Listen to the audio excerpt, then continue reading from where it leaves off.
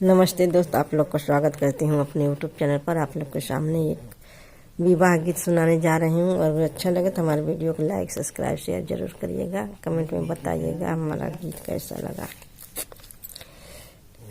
कवन राम के धेरिया के बड़ी बड़ी अखिया, अरे ओठवन चुएला गुलाब रे लालनवा। कवन राम के धेरिया के बड़ी बड़ी अखिया, अरे ओठवन चुएला गुलाब रे लालनवा। कवन राम के बेटा के मऊरू सजत है, अरे भौरी जेलेता बासेरा रे लालनवा। अरे भंवरी जेलेता बासेरा रे लालनवा। एक चिट्ठिया लिखी भेजे हो दुल्हन रानी, दिया राजा दुल्हे के हाथ रे लालनवा। एक चिट्ठी लिखी भेजे दुल्हन रानी, दिया राजा दुल्हे के हाथ रे लालनवा। अरे दिया दुल्हे राजा के हाथ रे लालनवा। तुहरे मऊरिया में भंवरी बसत है, अरे हमहू जोगिन बना जाइब रे लालनवा।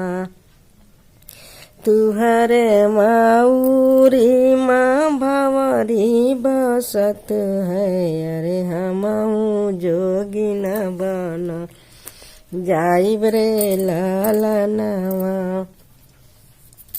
एक चिट्ठी लिखी भेजे दुल्हे राम, अरे दिया दुल्हन रानी के हाथ रे लालनवा।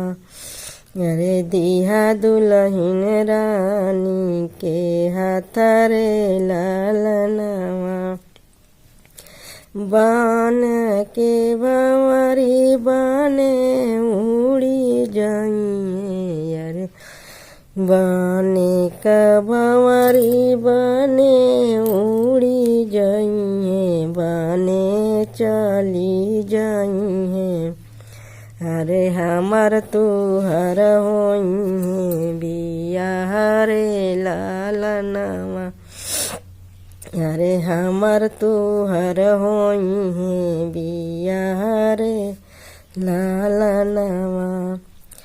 कवन हमें दुल्हा कवन उनकर भैया, अरे कवन हमें दुल्हा के बाप रे लालनवा। अरे कवन हमें दुल्हा के बाप रे लालनवा।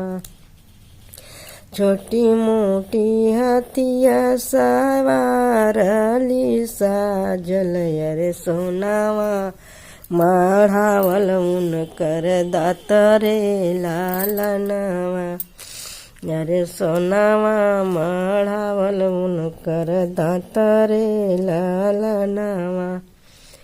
अरे उहे हऊँ, अरे उहे हऊँ दुल्हा के बाप रे लालनवा। अरे उहे हऊँ दुल्हा के बाप रे लालनवा। नदिया के तीरे तीरे घोड़ा दौरा में, अरे बांधे बैजंती सिरा पागरे लालनवा। अरे बांधे बैजंती सिरा पागरे लालनवा। अरे उहे हऊँ दुल्हे का भाई रे लालनवा। अरे उहे हउए दुल्हे का भाई रे लालनवा। छोटी मोटी डोलिया के लाल रंग वो हरवा। अरे छोटे छोटे लागे कहाँ रे लालनवा। छोटी मोटी डोलिया के लाल रंग वो हरवा। अरे छोटे छोटे लागे कहाँ रे लालनवा। सिरावा पर चमके ओ सोने का मौरी। अरे उहे हउए दुलरू दामाद रे लालनवा। सिरावा पर चमके सोने का मौरवा। अरे उहे हउए दुलरू दामाद रे लालनवा।